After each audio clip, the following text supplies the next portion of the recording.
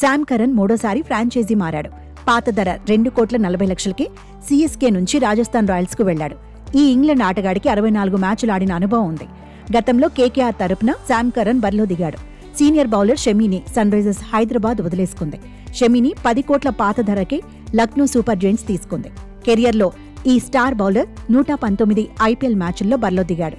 KKR batter Nitish Rana ఇప్పుడు Delhi Capitals కు మారిపాడు. 4,20,00,000కు DC తీసుకుంది. గతంలో కేకేఆర్ కు కెప్టెన్ గాను నితీష్ రాణా సేవలందించాడు. ఐపీఎల్లో 100కు పైగా మ్యాచ్లు ఆడిన అనుభవం ఉంది. మాస్టర్ బ్లాస్టర్ సచిన్ టెండూల్కర్ కొడుకు అర్జున్ టెండూల్కర్ కూడా ఫ్రాంచైజీ మారాడు. అర్జున్ను 30 లక్షలకే లక్నో సూపర్ జైంట్స్ ట్రేడ్ చేసుకుంది. ఈ యంగ్ ప్లేయర్ ముంబై ఇండియన్స్ తరపున 5 మ్యాచ్ల్లోనే బరిలో దిగాడు. ఆల్రౌండర్ డోనోవాన్ ఫెరీరా గతంలో కంటే 25,000 అధికంగా దక్కించుకున్నాడు. డీసీ నుంచి ₹1,00,00,000 రాజస్థాన్ రాయల్స్ తీసుకుంది. ముంబైతో కెరియర్ ఆరంభించిన మయాంక్ మార్కండే ఇప్పుడు మళ్లీ అదే ఫ్రాంచైజీలోకి రీ ఎంట్రీ ఇచ్చాడు. 30 లక్షల ధరకు మయాంక్ మార్కండేను ముంబై ఇండియన్స్ ట్రేడ్ చేసుకుంది.